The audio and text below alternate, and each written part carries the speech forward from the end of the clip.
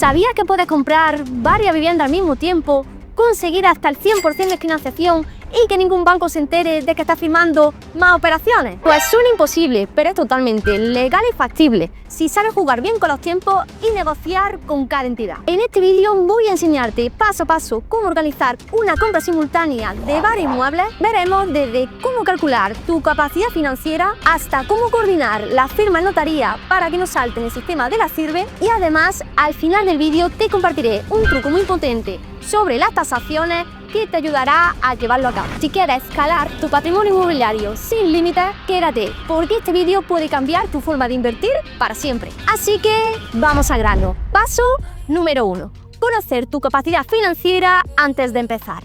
Visita todas las entidades bancarias posibles. Mínimo te recomiendo que visites 10 entidades distintas. Deja que te analicen tus ingresos, tu ahorro, tu estabilidad laboral, nivel de endeudamiento, etc. ¿Vale? Ya que tu perfil financiero marcará cuánta financiación vas a poder conseguir por operación, más qué tipo de interés aproximado vas a poder conseguir, más todos los gastos que vas a tener que soportar de compraventa, ¿vale? Que normalmente suele entornar en torno a un 10% del valor del inmueble, que son los gastos de ITP, según la comunidad autónoma. Por ejemplo, en Andalucía es el 7%, notaría, registro, tasación, etcétera, ¿vale? Ya que dependiendo de la financiación que vayamos a poder conseguir, ya sea un 80, 90 o 100%, va a depender también los gastos que vamos a tener que soportar para la entrada a la operación. Porque si, por ejemplo, conseguimos el 80%, vamos a tener que disponer ahorrado o vamos a tener que disponer de un capital del 20% restante. ¿Que no dan el 100%? Pues capital que no tendríamos que soportar, ¿vale? Por poneros un ejemplo. Es por ello que nuestros ahorros más la financiación que vamos a poder conseguir van a definir nuestro rango de compra y el número de operaciones que vamos a poder acceder en esa compra simultánea. Y sobre ese rango de compra podremos calcular nuestra cuota de la hipoteca, ya que máximo nos van a financiar del 35 al 40% de nuestro nivel de ingresos netos. Mirad, aquí lo voy a explicar para que lo veáis con una mayor claridad. Cómo debería ser el análisis previo de la entrada a una operación, ¿vale? Por ejemplo, esta vivienda nos costó, el precio de compraventa fueron 155.000 euros.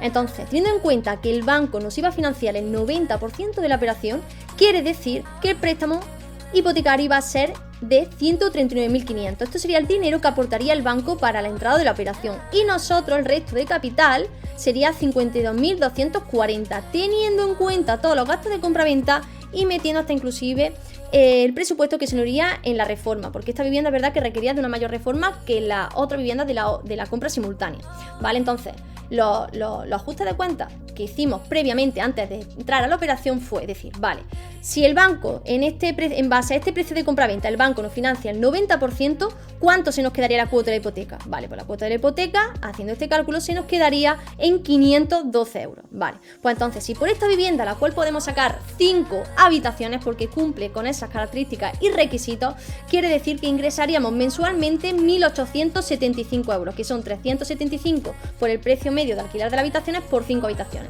lo cual habría que quitarle los gastos, que serían 512 de hipoteca, 64 de seguro, 70 de comunidad, 30 del IBI, teniendo en cuenta pago fraccionando mensualmente, 40 euros de internet más o menos, 100 euros por el servicio de limpieza, más 50 euros que ponemos de media por gasto en mantenimiento, lo cual nos daría un cash flow aproximado de 1.000 euros antes de impuestos y sin tener en cuenta el gasto en amortización del capital invertido, tanto para la entrada de la operación como la inversión realizada en reforma o adecuación, ¿vale? Esto sería el cash flow que nos generaría la operación, pero lógicamente, como bien he dicho, antes de impuestos, ¿vale? Sin tener en cuenta el cash flow en torno al retorno del capital aportado, que ya entonces, si tuviésemos en cuenta la amortización del capital destinado a la inversión, de la adecuación y todos los gastos de compra-venta, se reduciría a unos 800 euros.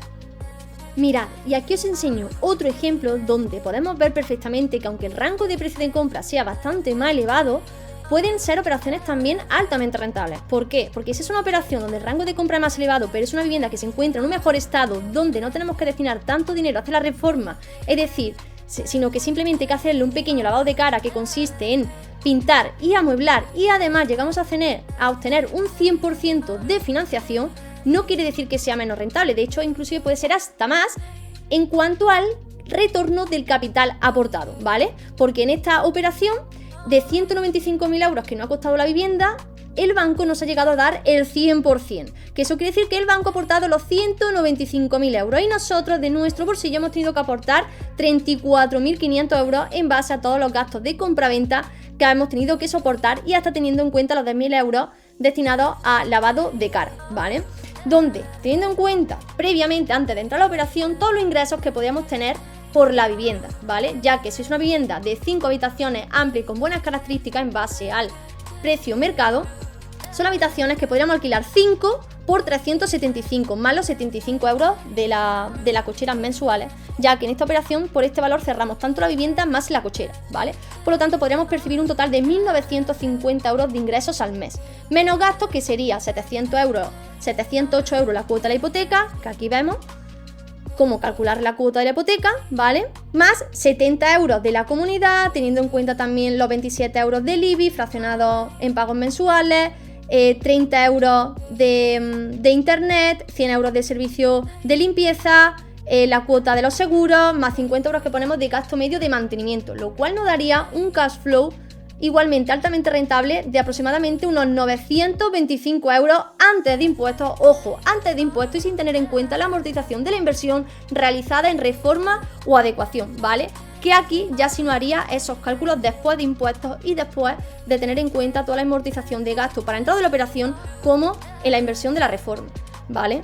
Por lo tanto, con esto lo que os quiero transmitir es que el rango de compra no siempre va a marcar la rentabilidad de la inversión, porque si al final es una vivienda que el precio de compra es más elevado, pero podemos sacar más ingresos por ella, puede ser que en ese caso sea hasta más rentable que otras muchas viviendas que se pueden comprar por un menor valor en el mercado. Paso número 2. Define la modalidad de inversión y el retorno que busca. Nos encontramos con que tenemos 3 modalidades de inversión: tradicional, alquiler de habitaciones y alquiler vacacional. Lógicamente, cuanto mayor rentabilidad tengamos, mayor trabajo de gestión va a tener detrás. Es decir, por ejemplo, el más pasivo es alquiler tradicional, pero nos encontramos con que tiene una escasa rentabilidad.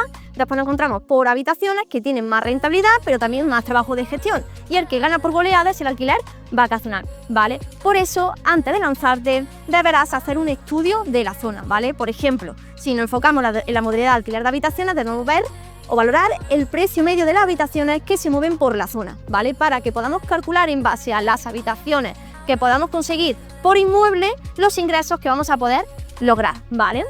Después tenemos que calcular cuánto podríamos ingresar al mes con ese modelo elegido como acabo de explicar anteriormente, ¿vale? Después deberíamos restarle todos los gastos que vamos a tener por operación, teniendo en cuenta la comunidad, la cuota de hipoteca que se nos va a quedar, el IBI, seguros, suministros, etcétera, ya que con estos datos podremos definir nuestro rango de compra más óptimo por operación, ¿vale?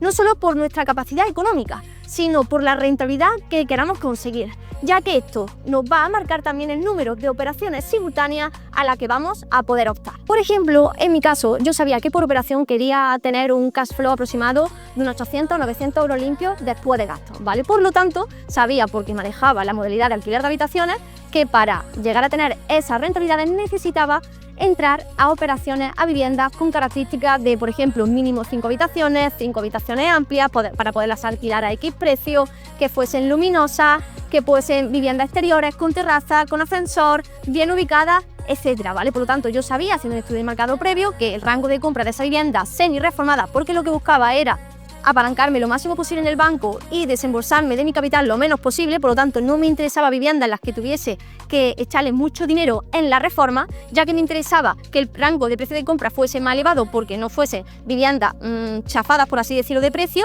Pero bueno, me interesaba que aunque el precio del rango de compra fuese más elevado, ya que eran viviendas que se encontraban en mejor estado y por ejemplo las cocinas las tenían reformadas, por ejemplo no hacía falta cambiar la instalación eléctrica, la instalación de fontanería, simplemente viviendas en las que para entrar tuviese que hacer un pintado y lavado de cara, amueblado y demás y poco más. Por lo tanto, en base a ese rango de precio de compra se veía que la cuota de la hipoteca, metiendo en el simulador de hipoteca, se me iba a quedar X, ¿vale? Entonces, teniendo en cuenta la cuota de la hipoteca que se me iba a quedar y los gastos que iba a tener que soportar, más los ingresos que iba a poder percibir por la vivienda, lógicamente restaba ingresos menos gastos, ¿vale? Entonces, teniendo en cuenta esos cálculos, ya sabía, por ejemplo, qué tipo de viviendas tenías que buscar para conseguir dichas rentabilidades. Paso 3.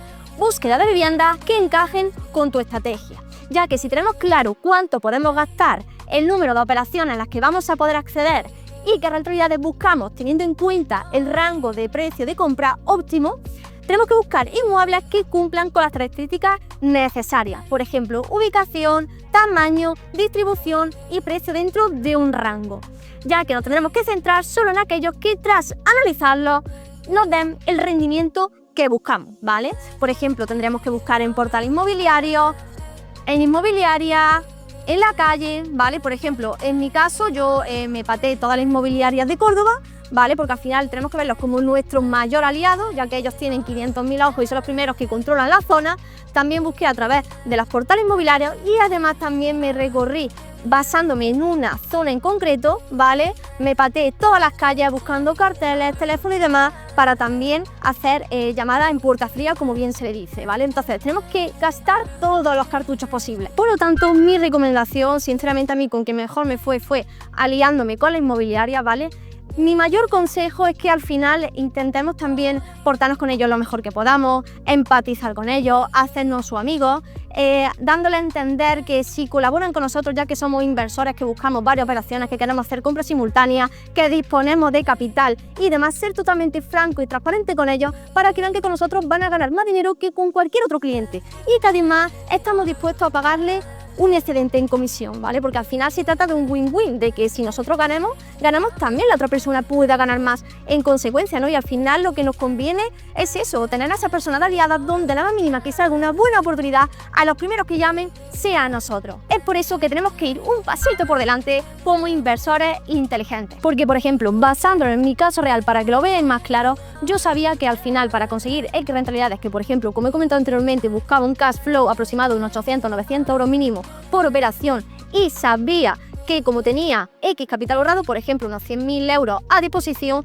podría entrar máximo en 3 operaciones simultáneas, ¿vale? Porque con esos ingresos eran viviendas que tenían un rango de precio de compra en torno mínimamente de unos 140.000 euros aproximadamente a unos 190-200.000 euros, ¿vale? Porque al final eran viviendas que tenían que tener más de 100 o 110 metros cuadrados, ahí hasta 120 o 130 para poder sacarle 5 habitaciones. También priorizaba la zona, la ubicación, tenía claro que tenían que ser viviendas exteriores, con balcón, con ascensor y demás. Entonces yo, haciendo un estudio de mercado previo, sabía que el rango de compra en base a esas características que yo buscaba era de unos 140 o 150.000 euros hasta unos 190 o 200.000, ya que si tenía en cuenta ese rango de compra iba a marcar mi cuota de la hipoteca en base a la financiación que iba a poder conseguir, porque previamente yo ya había hecho ese estudio también de cara a los bancos y sabía que perfectamente me iban a poder conceder hipotecas del 90, 95 y 100%, y eso también iba a marcar el capital que yo tendría que aportar de mi bolsillo para la entrada a la operación, porque si me daban el 90% yo tenía que aportar ese 10%,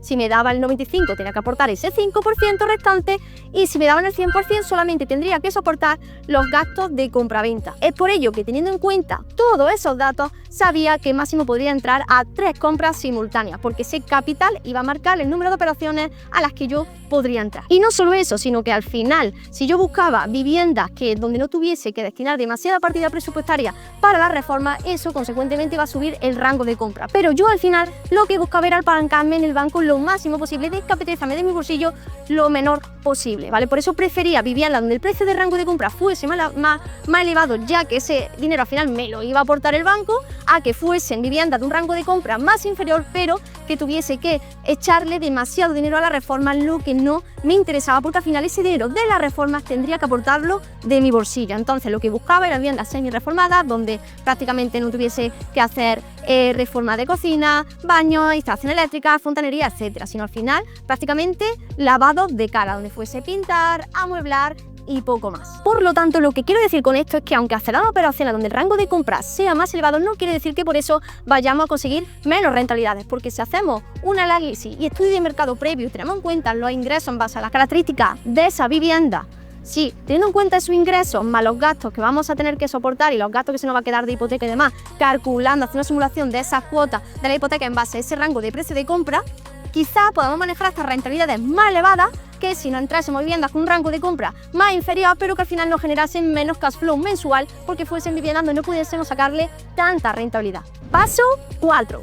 Una vez señalizada la primera vivienda, vuelve a los bancos con datos reales, porque al final la diferencia entre ahora con lo que dijimos anteriormente en el paso número 1 es que en el paso 1 lo que tenemos que ir a las entidades bancarias para tantear el mercado y ver que en base a nuestro perfil financiero, ¿vale?, pues podemos conseguir más o menos un tipo de condiciones u otras, ¿vale? Por ejemplo, en primera instancia lo que tenemos que ir a los bancos diciendo que, bueno, que somos personas con el que ingresan lógicamente con datos reales, entregándole las declaraciones de la renta, nómina y demás, ¿vale? Que buscamos, por ejemplo, nuestra primera vivienda y que queremos saber qué productos hipotecarios pues tienen, qué tipo de intereses manejan, a tipo fijo, variable, mixto, etcétera, qué tipo de interés nos podrían dar, financiación, condiciones, qué tipo de vinculaciones tienen, etcétera, ¿vale? Para tantear el mercado. Pero aquí iríamos con datos reales, ya con la nota simple, ¿vale?, de esa primera vivienda señalizada, ya que tendremos de margen máximo un mes para cerrar las siguientes operaciones una vez señalizado firmado el contrato de arras de la primera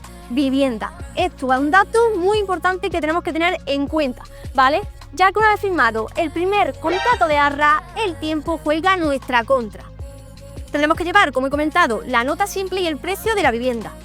Ahí tendremos que hacer una comparativa de hipotecas reales con condiciones reales, tipo de financiación, tipo de interés, años, vinculaciones, etcétera, ¿vale? Tendremos que elegir luego, consecuentemente, las 2, 3 o 4 mejores condiciones en base a lo que buscamos. Si priorizamos financiación o tipo de interés. Por ejemplo, en mi caso, en una de las operaciones, como prioricé financiación, había una entidad que me daba el 95% de financiación, pero a un tipo de interés mixto, ¿vale? Durante los 5 primeros años era un tipo de interés al 2,7 y después pasaba a variable, pero luego como al final también, una vez pasado a variable, podríamos cambiar las condiciones a fijas, pues bueno, una operación que me interesaba correr ese pequeño riesgo porque al final accedía a un 95% de financiación y a mí lo que me interesaba era el máximo apalancamiento bancario para poder acceder a las 3 operaciones simultáneas. Y una vez habiendo hecho dicha comparativa y habiendo elegido las 2, 3 o 4 mejores entidades, lo que tenemos que hacer es que cuando lleguemos a cerrar la siguiente restante, lo único que tendremos que cambiar con los bancos es la nota simple, poniéndole cualquier excusa de que al final,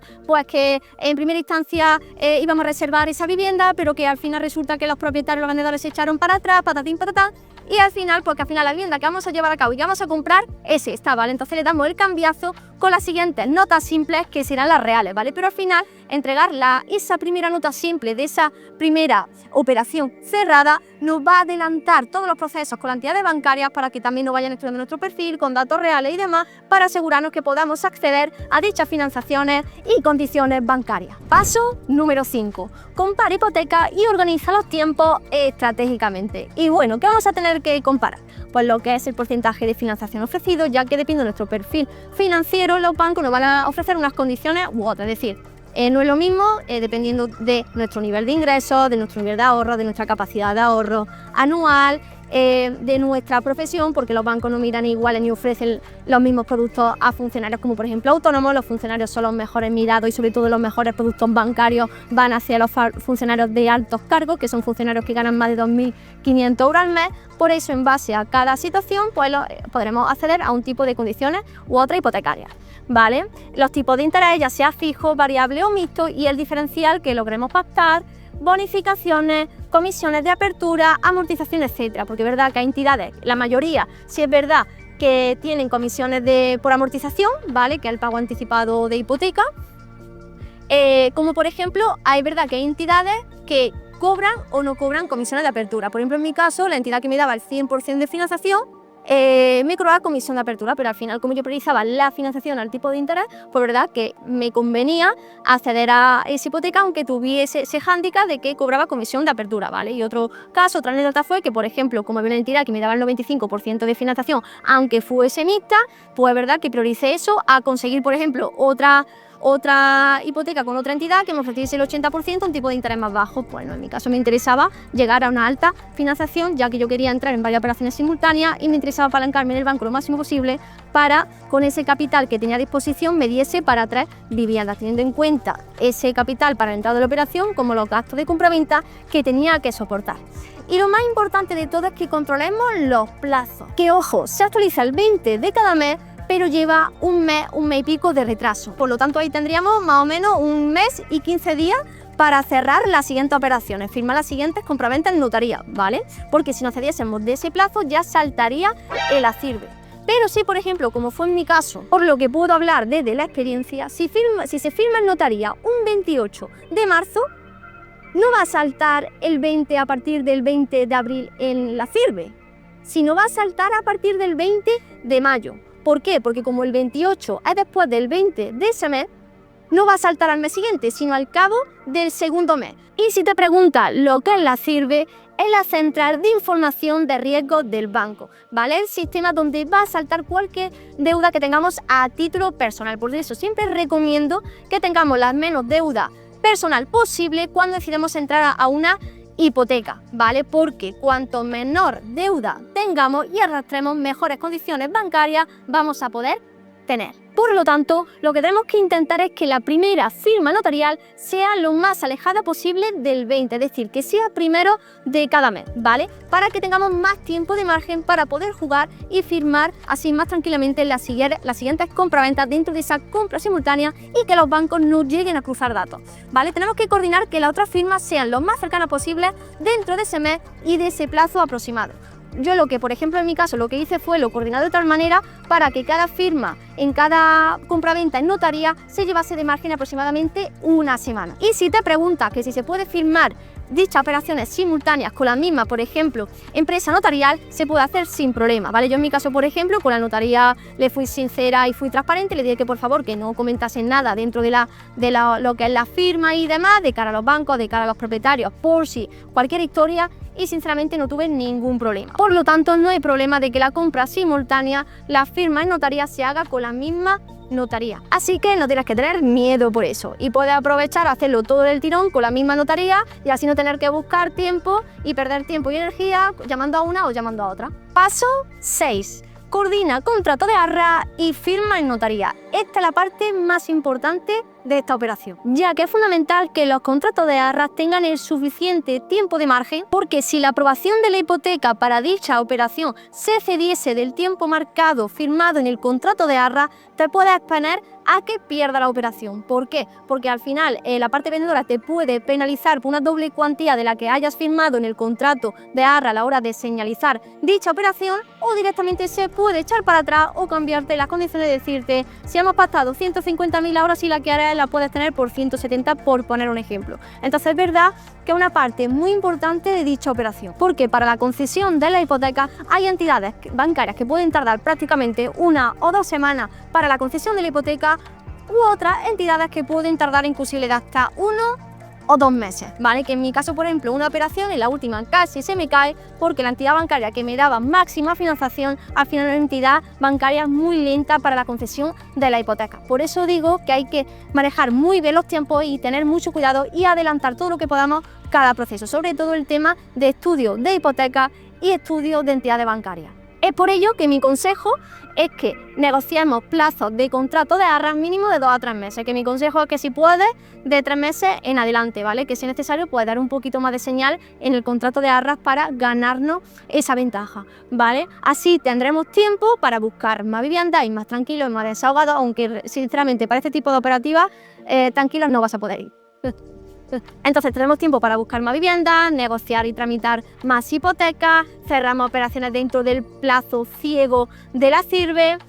Y el tips de mayor relevancia que te puedo dar es que a la hora de tasar la vivienda la hagamos con un tasador externo. ¿Por qué? Porque las entidades bancarias te van a ofrecer un tasador de ellos, ¿vale? Pero al final, si lo hacemos con un tasador de esa misma entidad bancaria, nos exponemos a que ese tasador no nos tase la vivienda por el precio que necesitamos, ¿vale? Porque las entidades bancarias nos van a financiar en base al menor de los valores, ya sea de compraventa o de tasación. Por eso no nos podemos jugar estas operaciones por hacerlo con un tasador de una entidad bancaria que nos va a costar de 200 y pico a 300 euros, que sin embargo si lo hiciésemos con un tasador externo que va a jugar a nuestro favor, que nos va a costar de unos 380 máximo 500 euros con IVA, donde al final eso lo podemos controlar si lo hacemos con un tasador externo. La financiación sí la podremos controlar de esa manera, ¿vale? Pero si lo hacemos con una entidad bancaria, al final son tasadores que trabajan para los bancos y que al final no van a trabajar a tu favor, ¿vale? Entonces, es verdad que si por ejemplo lo hacemos con un tasador externo, podremos llegar a las tasaciones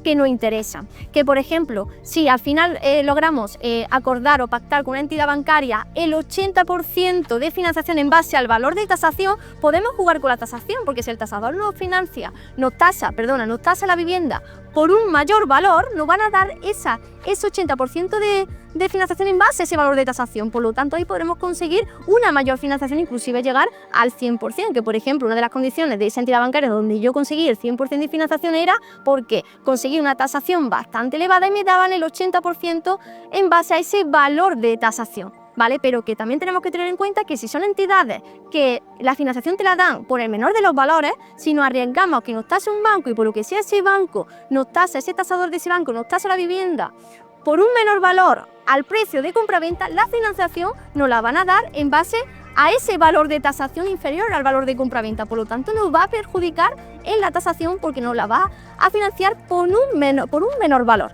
¿vale? Así que con estas cosas tenemos que tener mucho cuidado y este tip es algo que no te lo dicen por ahí. Así que familia, la clave está en la planificación. No se trata de tener ahorro o ingresos, sino de saber negociar con los bancos, entender los tiempos y planificar cada paso para que todo encaje perfectamente, ya que esto no es un juego de suerte, sino de estrategia. Y si lo haces bien, puedes multiplicar tu patrimonio en poco tiempo sin poner en riesgo tu estabilidad financiera. Por otro lado, si quieres conseguir las mejores condiciones hipotecarias sin que te la claven los bancos, aquí te dejo un vídeo en el enlace que te servirá de gran ayuda. Así que si te ha servido esta información, suscríbete para que puedas seguir aportando contenido de valor en base a educación financiera e inversión inmobiliaria y para poder seguir compartiendo estrategias reales que te ayuden a poder hacer crecer y escalar tu patrimonio desde cero. Así que familia, muchísimas gracias, un fuerte abrazo y nos vemos en el siguiente vídeo. Un beso.